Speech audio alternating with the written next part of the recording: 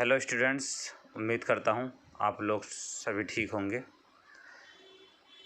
कक्षा 10 की कक्षाओं में हमने 4.1 प्रश्नावली तक प्रश्नों को हल कर लिया था।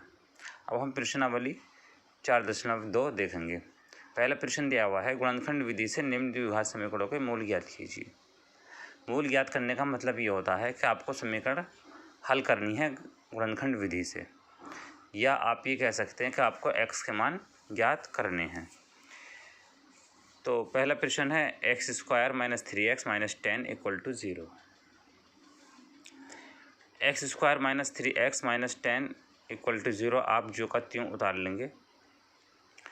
गुणनखंड विधि का मुख्य भाग ये होता है कि अचर राशि जो होती है -10, इसमें अचर राशि -10 दी हुई है, आपको उसके x² के गुणांक में गुणा करनी होती है।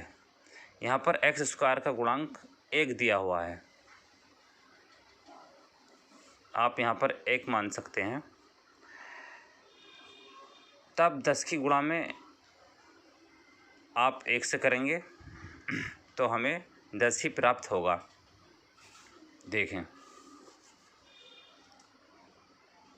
अब आप यहाँ पर ध्यान से देखेंगे, आपको गुणा में 10 चाहिए, यानी आपको इस 3 का इस तरह से विभक्तिकरण करना है, इस तरह से 2 पार्ट्स में डिवाइड करना है कि आपको जोड़ या घटाने के बाद 3 मिले और उन्हीं संख्याओं की गुणा 10 मिले।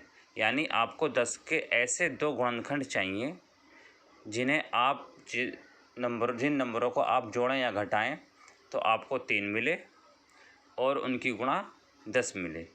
किस तरह से देखें, 10 के हमारे गुणनखंड हो सकते हैं। पहला गुणनखंड ये हो सकता है। यहाँ पर हम देखेंगे, यदि हम 10 में से 1 घटा देते हैं, यदि 10 में से 1 घटा देते हैं तो हमें 9 मिलेगा, लेकिन यहाँ पर हमें चाहिए 3, तो ये गुणनखंड तो हम सिलेक्ट नहीं कर सकते। दूसरा गुणनखंड हो सकता है 5 × 2।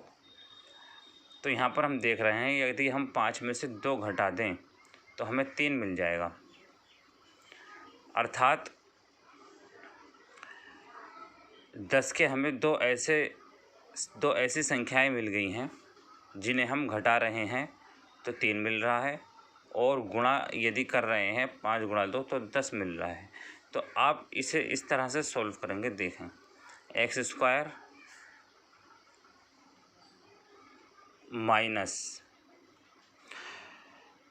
चिन्ह जो लगा हुआ होता है आप उसे ध्यान रखेंगे।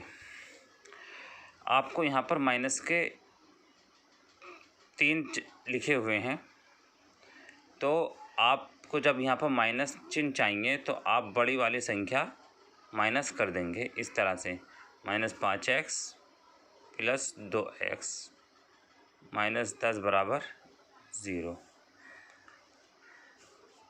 अब यहाँ से हम कॉमन लेंगे, यहाँ पर x है, यहाँ पे भी x है, x - 5 + 2, यहाँ ये x बचेगा, -2 × 5 = 10 = 0। ये रफ कार्य है। यहाँ पे ये ब्रैकेट एक सी होगी, ये दोनों ब्रैकेट सेम हैं, तो आप एक ब्रैकेट कॉमन ले लेंगे इस तरह से, और जो बचता है उसे भी आप ब्रैकेट में लिख देते हैं। ये अब यदि x - 5 = 0 तब x = 5 आ जाएगा। यदि x + 2 = 0 तो x = -2 आ जाएगा।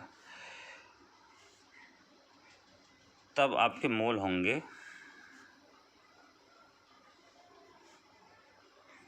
x = 5 और -2। ये आपका आंसर हो जाएगा।